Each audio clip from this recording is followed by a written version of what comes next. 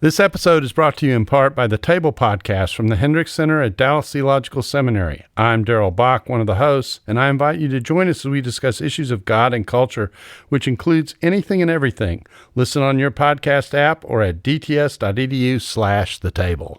This episode is part of a long series exploring the rise of Christian fundamentalism in the United States. Today, we're discussing the film Inherit the Wind, which is a dramatization of the Scopes monkey trial, which I covered in the previous 2 episodes. This episode will make a lot more sense if you start with those. Also, this is not edited like a normal Truce episode. It's just a discussion with interesting people. It doesn't represent the normal style of the show, but I think you just might like it. Okay, here we go.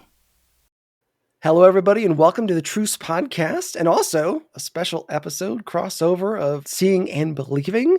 My name is Chris Staron. I'm the host of the Truce Podcast, and I'm joined with 2 excellent film nerds, if I can use that word lovingly. Can y'all introduce yourselves? It's allowed. Okay, good. Can y'all introduce yourselves? I'm Kevin McClenathan. I'm one half of the host team at Seeing and Believing, just a film and television podcast. It's been going for about 7 years now, 8 years. I think so. I've lost track of time. It's been going on for a long time. I'm Sarah Welch Larson. I am the other half of the Seeing and Believing podcast. I actually just officially joined Seeing and Believing a little bit over a year ago. So Kevin is the old timer around here. And yeah, really love watching movies, talking about them, looking for the sacred on screen, and then also occasionally arguing about whether or not like what we saw was what we thought we saw, if that makes any sense. And my name again is Chris Staron. I'm the host of the Truce Podcast. It's a history show that uses journalistic tools to look inside the Christian church. And we happen to be at this interesting spot in my season where there's this nexus of film and theater and also history where it collides with the Scopes monkey trial of 1925. And so rather than just have sort of one of my normal episodes, I thought I'd reach out to the Seeing and Believing team and see what their thoughts are on the movie version of Inherit the Wind. I'm so excited to do this crossover, but first I thought we'd talk about just sort of a brief summary of what the historic events are around the Scopes trial. I had a whole season leading up to this and included talks about World War I and the massive changes of society that led up to 1925. And I mean, imagine it's 1925 and you've got airplanes, you've got automobiles, you've got electricity and telephones and radios and all of this technology. And even 100 years earlier, you're talking about horses and buggies. You're talking about old technology where somebody even several thousand years earlier might have felt okay in the year 1800. In 1925, it's like a completely different world. You take somebody from the year 0 and plop them into 1925, it's a completely different world. All this technology and stuff.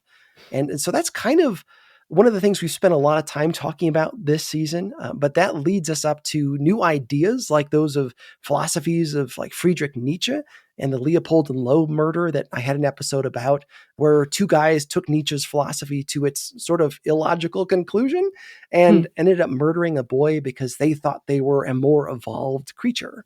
And so in 1925, there's a law passed in Tennessee, the Butler Act. It's House Bill 185, which made it, and I'll just go ahead and quote it. Section 1 says, "Be it enacted by the General Assembly of the State of Tennessee that it shall be unlawful for any teaching in any of the universities, normals, and other public schools of the state, which are supported in whole or in part by the public school funds of the state, to teach any theory that denies the story of the divine creation of man as taught in the Bible, and to teach instead that man has descended from a lower order of animals."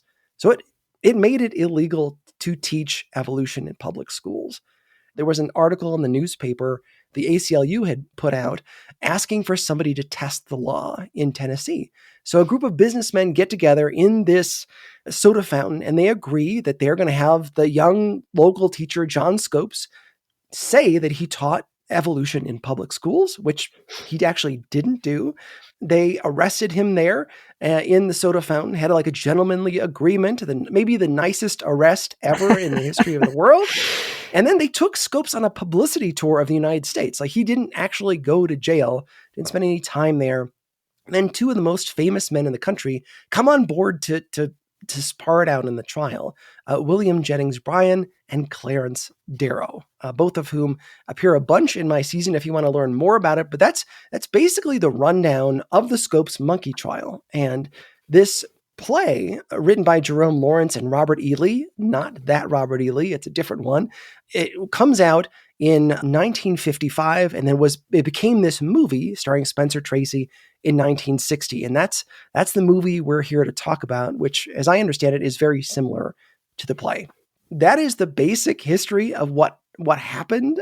I want to go now into a discussion with y'all about the movie version. What did you think about this as a movie? Well, the thing about this movie is I feel like, there's definitely a place for movies that are based on history to really play fast and loose with the facts in the interest of telling a story that speaks to a different truth. So if it doesn't have historical truth, maybe at least like tells us something true about human beings or society or any number of things.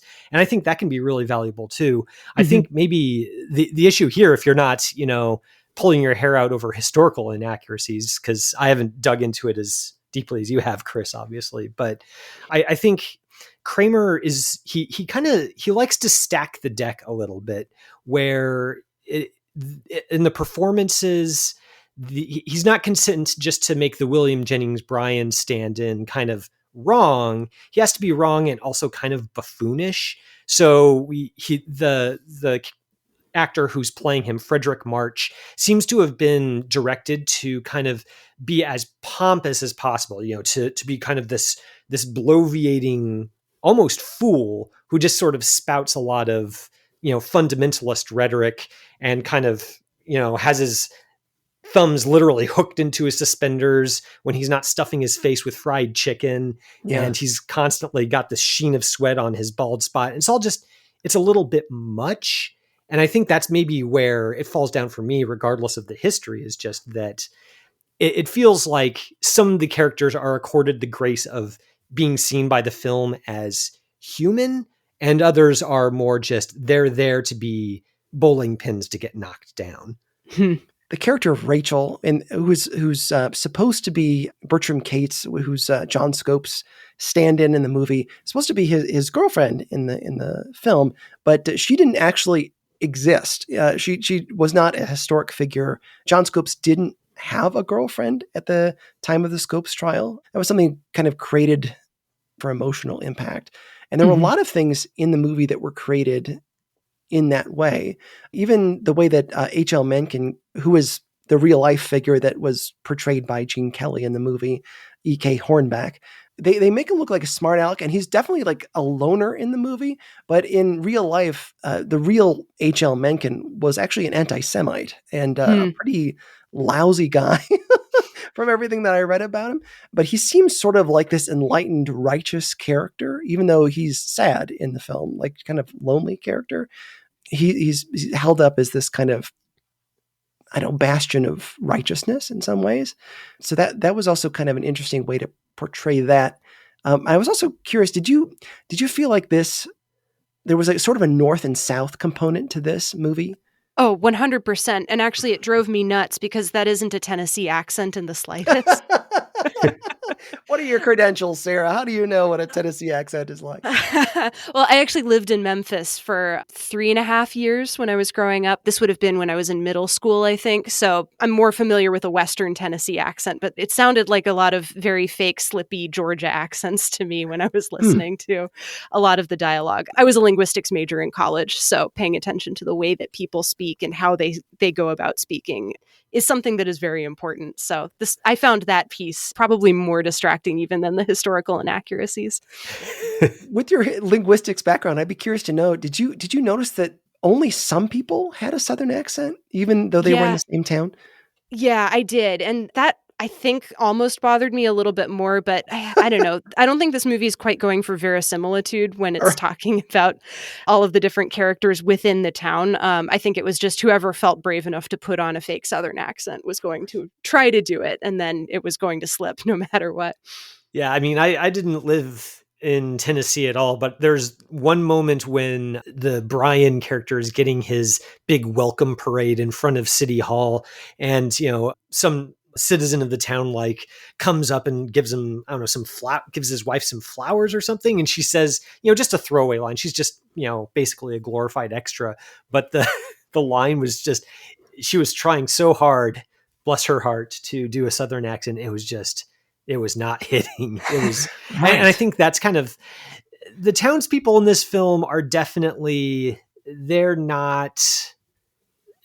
kind of just there to be a rabble. And that at times made me feel uncomfortable, especially when you've got, Gene Kelly, one of the most handsome, likable guys of the era, just sort of cracking wise about how the town's a hellhole. And I don't know. It didn't quite sit right with me. And it's maybe another false note for me with the film as a whole. What's also wildly historically inaccurate, the townspeople of Dayton, Tennessee were actually really welcoming to all the members involved. And we're excited about it. And like I said at the beginning with that little history bit, the town actually organized the whole thing as a publicity stunt. They were trying to draw people into the town of Dayton to bring notoriety because business was leaving the town, and they saw this opportunity to be like, if we have a test case here in town, it'll draw public attention and people will want to, move here and do business here and spend their money. So the town was actually excited about the event happening. They were really welcome.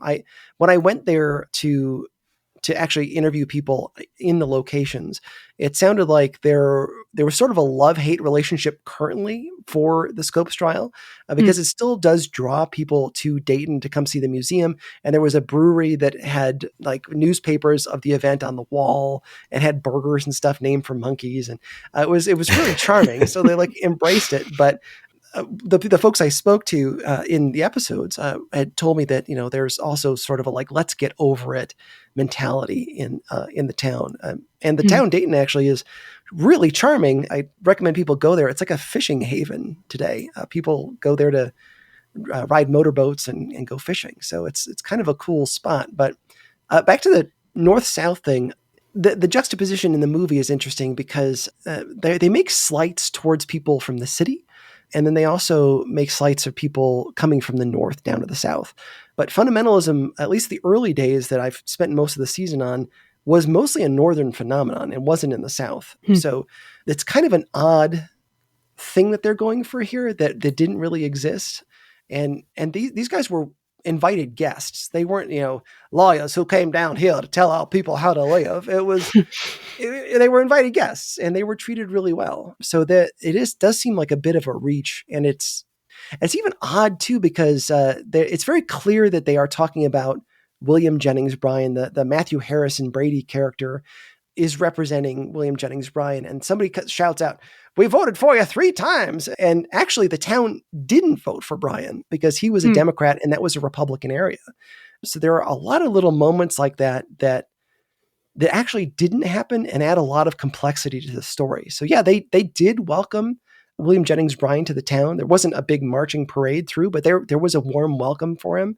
But there are other things like Scopes didn't actually teach evolution.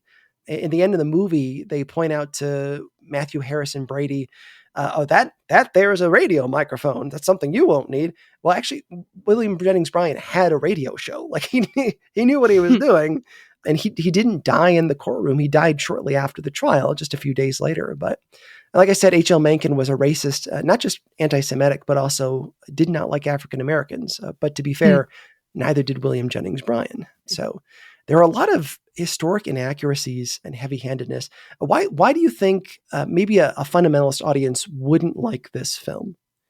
Well, it feels as though this film is not particularly subtle or willing to go into really complex territory, I think. So a lot of that north-south divide, a lot of that city-country divide, a lot of the creation versus evolution divide feels as though it's all attempting to work towards the same point. And real life is a lot more complicated than that. And I agree that a lot of really good art is very complex and is willing to do more than just try to push everything into kind of this false binary that this movie is really working with. At the same time, I can totally see why they would have made the choices that they had made in order to simplify the movie and draw it to a point in order to make a point. I think, like you'd mentioned, this really is also a reaction to McCarthyism. Yeah. And probably would have been read as such. If you're going to be making a movie that is ostensibly about historical events, but is also really about something that is happening like in the here and now, depending on how you want to go about it, if you really want to drive your point home, it's just so much easier to do that if you have everything else sort of reinforcing and shoring up that point and shoring up that argument, especially if you think that there are other people out there who are not necessarily going to agree with you. Like, you don't want to give the other side the ammo that they need in order to be able to discount your story or your work of art if you're doing this as kind of art as dialectic, which this kind of feels like to me. I had sort of a revelation today while I was at work that this is essentially the reverse side of God's Not Dead, the films. Yeah. And I came home and I was typing and I was like, has anybody else thought this? And apparently other articles have been written. There have been other people who've picked up on it. Have you seen the God's Not Dead, at least one of the films? I've seen, I have not seen the first or the third one. By bad fortune, I actually saw the second one in the theater. So Wow. that's the extent of my experience Yeah. with the franchise. I'm familiar with the chain emails, but I've been able to avoid those movies. So, And they are very heavy-handed, but kind of like Kevin was saying, you can see why they would want to be from their point of view. And in a lot of ways, it's like both sides are not listening to each other. And this is how they would depict the other side, the godless people coming to take away our rights, or else the godly people coming to take away our rights. They're kind of bookends of a conversation. They're both extremes of an argument. They're both equally heavy-handed, which I think is interesting. I find it interesting too, though, that Inherit the Wind kind of tries to make a gesture towards that both sidesism, at least at the very end, when Spencer Tracy leaves the courtroom with an evolution textbook in one hand and the Bible in the other. And that actually honestly kind of rubbed me the wrong way, because it felt like it was a gesture towards subtlety in a movie that hadn't been very subtle up towards that point. Yeah. And I didn't fully believe the gesture, and I didn't fully believe the conclusion either, because it kind of felt as though it was equating both sides perfectly when, to be fair, the movie had not been particularly even-handed about talking about the issue in the first place. I would have liked to have seen it actually end just a few minutes earlier. So there's before, the Darrow stand-in, grabs the Bible and the Origin of Species and, walks out of the courtroom. He has an exchange with the H.L. Mencken character, Gene Kelly's character, where up to that point, Gene Kelly's been kind of like sitting off to the sidelines, cracking wise, getting zingers off left and right at the expense of Bryan and his fundamentalists. And the way he's framed up to that point in the movie, the audience is obviously supposed to chortle along with him, or at least sort of being like, yeah, he's got a point. But at the end, Darrow takes him to task a little bit, and he says, you think you're so, above it all. You're so cynical about people having faith. Maybe you need to tone it down a notch, essentially is what he says. It's much more eloquent in the screenplay. And I appreciated that moment because it was one of the only times in the film where Kramer maybe set aside his righteousness of, and his impulse to portray the townspeople as just backwards fundamentalists who don't know what's good for them, and actually attempted to articulate an understanding, even if he doesn't agree with them. And if the film had ended there, I would have felt a lot better about how it maybe tries to thread that needle a little bit better. But I think Sarah's absolutely right that kind of having it in going like, well, I've got the Bible in one hand, Darwin in the other, and it's all going to be okay. That's a little glib. Well, and as you said, this movie is supposed to be a commentary on, the play initially was supposed to be a commentary on McCarthyism. And for those who may not remember from their history classes in high school, Joseph McCarthy was a senator, and from 1950 to basically 1954, he started these trials trying to suss out where there were communists in public life, starting with the U.S. government, and this kind of bled over into Hollywood. And then eventually his downfall when he went after the Army in the spring of 1954. Kind of a brutish guy, and actually his biography that recently came out is called Demagogue. That is the entire title of the book. That gives you an idea. And the author Larry Tye described his definition of demagogue as bully. Demagogues are people who use their power to bully other people to get what they want.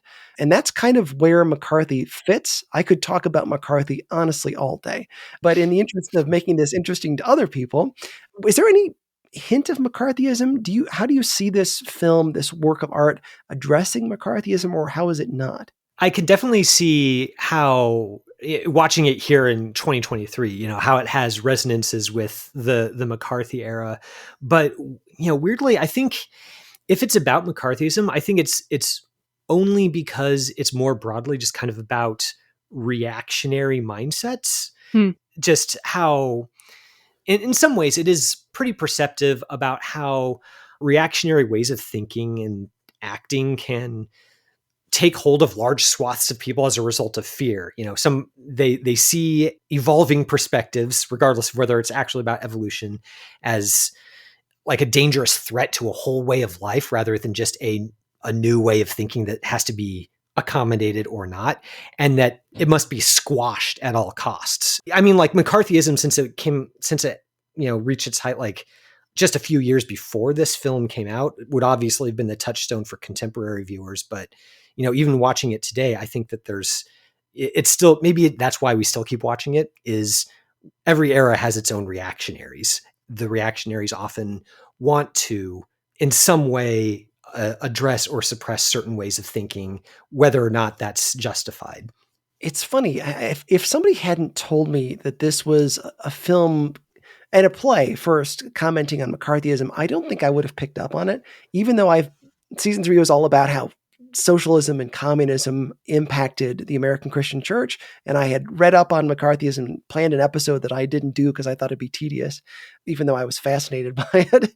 I don't think I would have picked up on it, it was interesting to me having watched this film. And the play came out only 1 year later. And I saw a bunch of different articles that were linking this and The Crucible, which was also supposedly a commentary on McCarthyism. There were so many differences between McCarthy and William Jennings Bryan. Bryan was sort of a classic populist, talking about how he could help the common man overcome the elites. And McCarthy was really just sort of a bully. I think that actually that title demagogue really fits well with McCarthy, because he would just bully people and destroyed people's lives. And actually several people committed suicide rather than face him in a hearing. That this is how much fear this man controlled. And he, got people blacklisted from Hollywood, so they couldn't actually work. People like Dalton Trumbo, who went on to write Spartacus under an assumed name. There's a lot to think about. There's a lot to unpack there, but the comparison between the Matthew Harrison Brady character, the fundamentalist, and McCarthy, it just doesn't work for me. It just doesn't seem to be right. I understand that there's that spirit that you want to make sure that public discourse is open and schools can teach what they need to teach and stuff like that. But there's really no comparison between the two guys. Part of me wonders if that's because McCarthyism was so long ago that we're just not as in tune with that particular thread in the culture anymore. When I was watching this movie, it felt very resonant to me on a specific level, just because of the very polarized political moment that we're living in right now. Yeah. And so if I had been told that it had been made 3 years ago, I would have absolutely believed you. And I would have believed that it was a very heavy-handed view on what it's like to live in the United States in the 2020s. Obviously, it wasn't made that recently, but I think that there is kind of that seed of truth, accuracy. I'm not sure that those words are particularly the right ones necessarily, but there is kind of that resonance, right, of that idea of political polarization. And I think if this movie had been made in the 80s, then as Kevin had mentioned, it probably would have resonated pretty well with the Satanic Panic as well. And maybe that just has to do with how a lot of art and a lot of history is kind of grappling with what came before and then refiguring it in terms that we understand today. Mm-hmm. So maybe the historical inaccuracies don't bother me quite as much either, just because it's not just a retelling of the Scopes Monkey trial. It's also an attempt to come to terms with this other event that had happened much more recently that I think people of the time would have been pretty familiar with. So would you maybe say sort of like the 1950s version of Don't Look Up? Yeah, that's entirely possible. I mean, Yeah. Don't Look Up seems very clearly about what it's about, that it is sort of a commentary on the Trump administration. Although my brother and I have talked to several people who did not get that out of the movie, Oh, which I thought was really? really interesting. Yeah. They Yeah, it felt completely missed it. so heavy-handed to me that, like, I couldn't tell that it was about anything else, honestly. It's interesting you bring up like Adam McKay because, like Don't Look Up, and before that Vice, Mm. and before that The Big Short, because I think he's actually working in a very similar register to Stanley Kramer in that he really wants to make sure that the audience gets it. Like he really wants to make a specific point about our current moment, and he's going to keep swinging that sledgehammer until you buckle, essentially. Full disclosure, I'm not a big fan of Adam McKay. And I think disclosure, maybe I am. So just FYI. Oh, okay. Okay. Good to know. But go We'll have for to it. have Go you for at it. Seeing and Believing sometime. Please. We can have it out there. But all that aside, though, I think like maybe my reservations with Inherit the Wind are kind of a piece with my reservations with McKay, in that there comes a point where even if you are working from factual material, if you're so obsessed with with making a didactic point and less interested in actually having a clear-eyed look at the various historical, sociological, personal forces that create these moments, I think you're kind of going to create something that might be effective agitprop, like something that will get people fired up, but that I don't think is a particularly faithful representation of reality. And partly because it encourages the audience to sort of cast themselves on the side of the good guys and think like, oh, I'm better than these people. I don't need to worry about looking inside and examining what I might be able to take away and learn from this film myself. It's much more concerned with like making you feel pretty self-satisfied about where you're at. And I think Inherit the Wind's big weakness is maybe that, is that you come away from Inherit the Wind thinking like, yeah, this Bryan guy, he would, where does he get off trying to stop truth and science from marching forward? When it should really be encouraging viewers to think like, well, what kind of threat to my own worldview and way of life would cause me to act like the townspeople in this movie?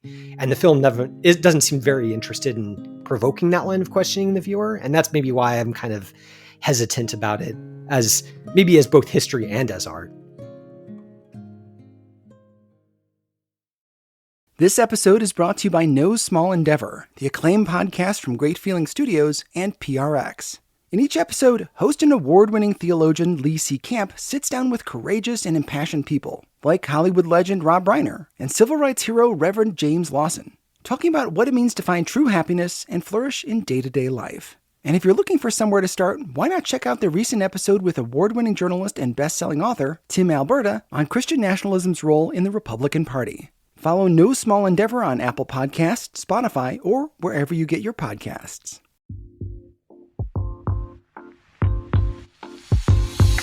This episode is brought to you by Our Daily Bread Ministries, a global media organization that makes the life-changing wisdom of the Bible understandable and accessible to all.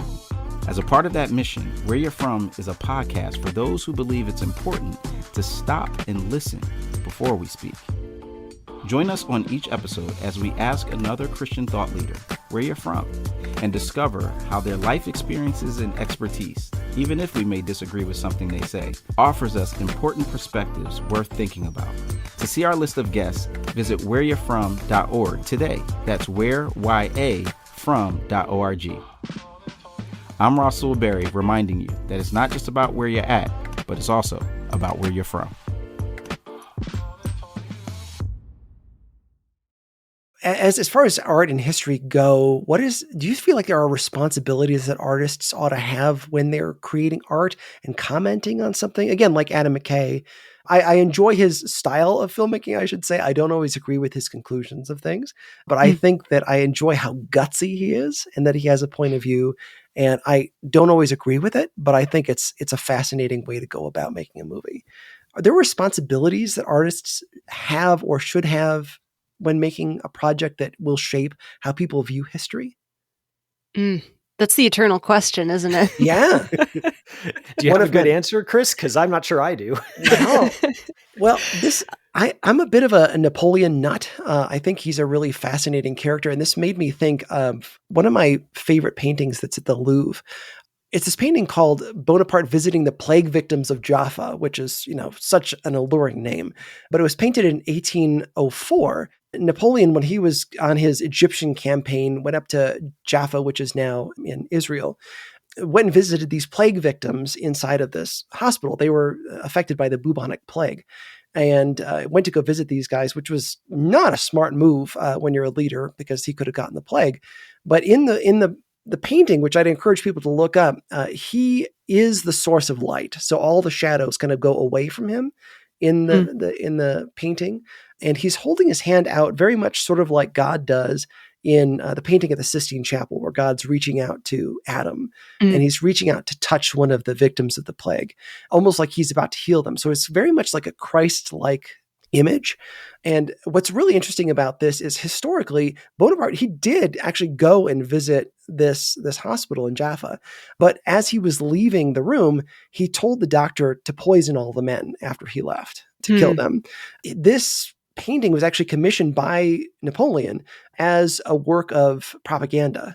It was hung up there for people to see, to kind of dispel the rumors that he had tried to murder his own men.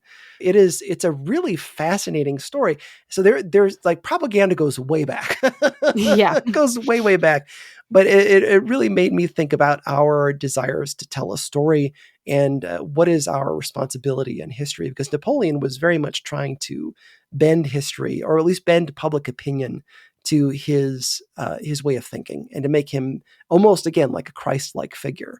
Inherit the Wind is very much trying to make a point that we, people who want certain things taught in schools, are the righteous people, and there's no wisdom in understanding what the majority wants their kids to hear in schools, which is very much the thing we're going through now. Also, what I think is kind of poignant about this film is that we're right now going through these discussions of what should and shouldn't be taught in public schools. And I won't get too deep into what I think about that, but there is this weird balancing act that has to be done in education, where we have to decide who gets to tell our kids what they learn. I was once I drive a school bus for a living, and I won't go too far into this, but I took an art class out to like a retreat that they did. And one of the teachers was was interested in what I did for the podcast. And when I told her, it's a Christian history podcast, and she said, essentially, do you talk about how the church basically is just created to control people, which was like super mean. But then how you think about the comeback after the fact, the comeback that should have come was like, but you're saying this as a public school teacher. I mean, that's essentially what you do. You are indoctrinating people just with a different thing. And that's, her view was very sort of one-sided on that thing, but that is what public education does. It is an indoctrination thing, and that's not necessarily bad. They're teaching us about civics. They're teaching us how to be good members of society. They're teaching us math and stuff, but there does have to come this interesting point where we decide what will and won't be taught in schools. And I think that's one of the things that this film and this play kind of just assume that they're righteous and don't allow any, like you said, any room for that conversation. How will we let different opinions in on this? And so in that way, the film is also very intolerant, even though it's trying to fight intolerance. I think this kind of gets at that question of what counts as art and what doesn't, because I think the idealistic side of me would say that art has a duty to tell the truth. Yeah. Even if it's not necessarily telling something that actually ever happened.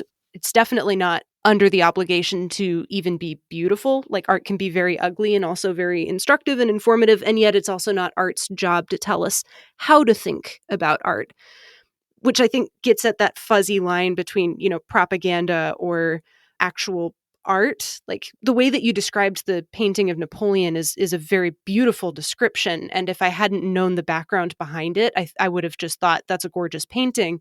And then knowing some of the background and the history and what that painting was designed to try to communicate means that it's essentially founded on lies, right? And so I don't have a good answer for that.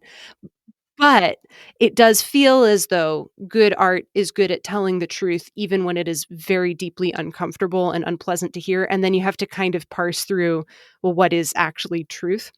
And finding that viewpoint is going to be a very difficult one, especially when you're coming from very different viewpoints. Chris, since you're kind of into history yourself, like that's kind of a historical discipline, right? Like when you read, say, Julius Caesar's histories of his own exploits fighting the Celtic Wars, you don't take everything at face value, right? Like Caesar was writing those things for a very specific purpose, which was to make himself look good. And so, as a reader, you're supposed to read it and sort of get the facts from it, but also recognize that you're seeing things through a very specific lens and engage with it on those terms. Mm-hmm. And I think that that's oftentimes a lot of what being a responsible consumer of art is as well, is recognizing the perspective that an artist is coming at a story or an image from, and then having set it in that frame, deciding what is a charitable and truthful reading of it in that context. And what that looks like obviously varies from artwork to artwork. In the context of Inherit the Wind, I think that for all its historical inaccuracies, I would say that it's not so much interested in beating up on specific viewpoint as it is in extolling the virtue of thinking for oneself. I think that's something that that Henry Drummond says at one point, is that the thing that sets mankind apart is that we can think for ourselves, we can form ideas, and that's really what the whole foofara over the evolution debate is about.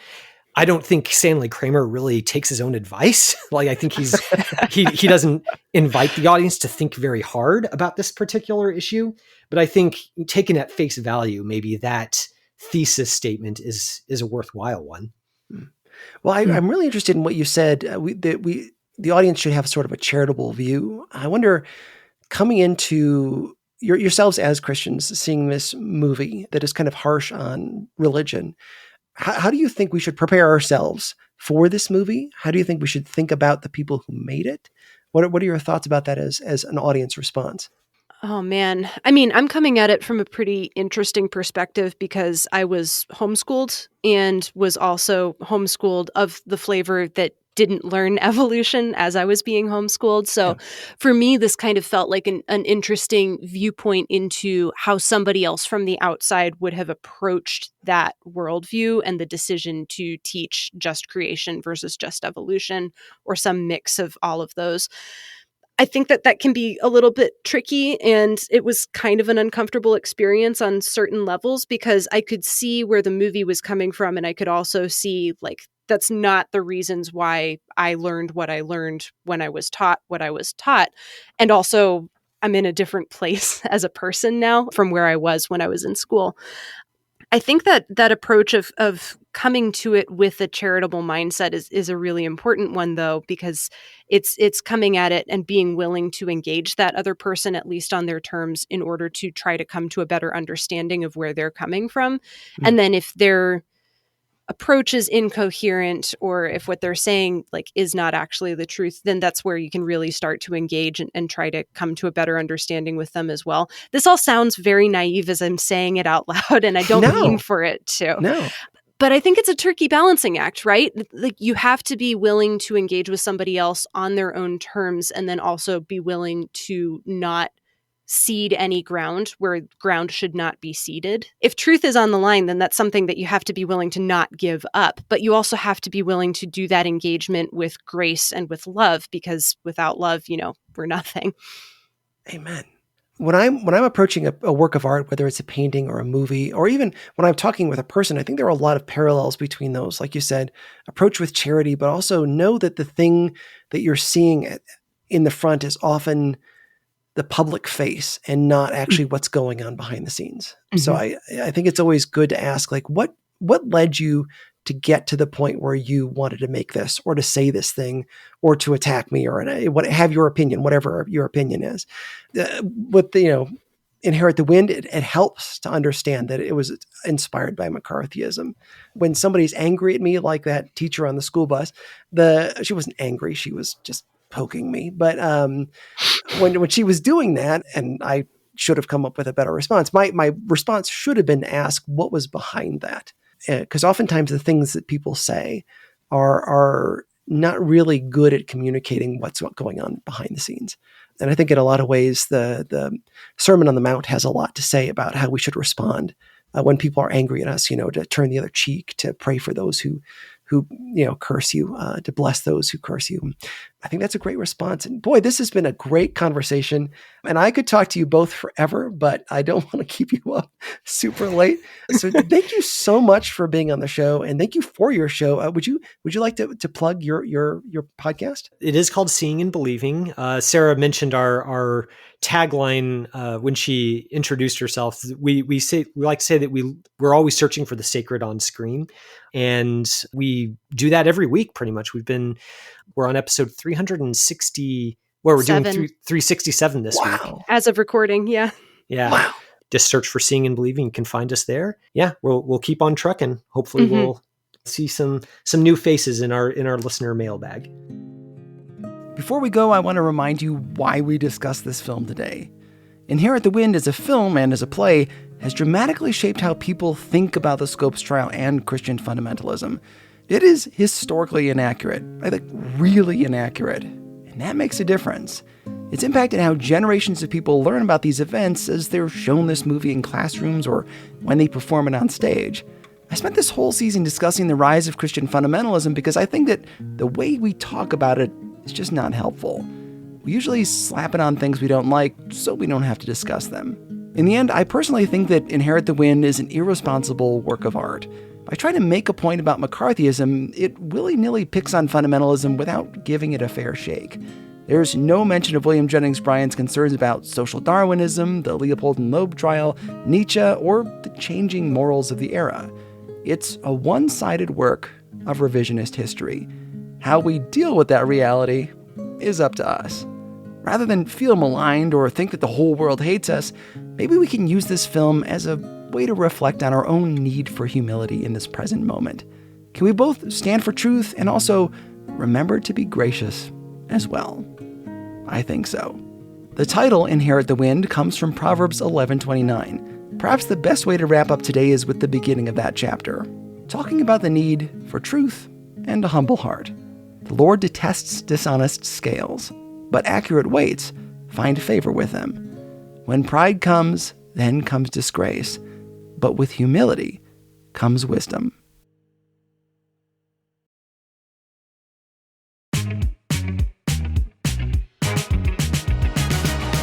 I'd love to know your thoughts about Inherit the Wind and our conversation today. You can post them on social media and tag the podcast on Twitter, Facebook, and Instagram, or email them to me at trucepodcast@yahoo.com.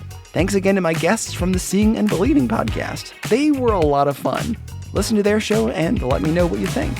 I'm almost done with this season on the early days of Christian fundamentalism. Soon I'll have some bonus episodes dropping to emphasize some of the themes from the season. If this season has meant something to you, please consider helping to fund this podcast. It's a one-man show and it's really hard work to do it full time. I'm working hard to make Truce my main focus, which would mean bigger and better episodes for you and a breather for me. Help out at trucepodcast.com/donate. There you can give via check, Patreon, PayPal, or Venmo. Please rate and review the show on your podcasting app. Truce is a production of Truce Media, LLC. God willing, we'll talk again soon. I'm Chris Staron, and this is Truce. This episode is brought to you by the Compelled Podcast. What would you do if you came face to face with a murderer sent to kill you for being a Christian? For Virginia Prodan, that question isn't hypothetical. Virginia was a small, petite attorney defending Christians in court in communist Romania. And she was really good. So good, in fact, she caught the attention of the communist regime. One day, a tall, muscular man walked into her office, closed the door, and pulled out a gun. He barked, "Shut up, sit down. I'm here to kill you." Virginia was face to face with a trained assassin. What happened next would surprise both of them. Listen to Virginia's entire story on the Compelled Podcast, where they find incredible true life stories of God working through the lives of normal people. Virginia is on episode number 31, which is titled, He Came to Kill Me. Listen on your podcasting app or at compelledpodcast.com.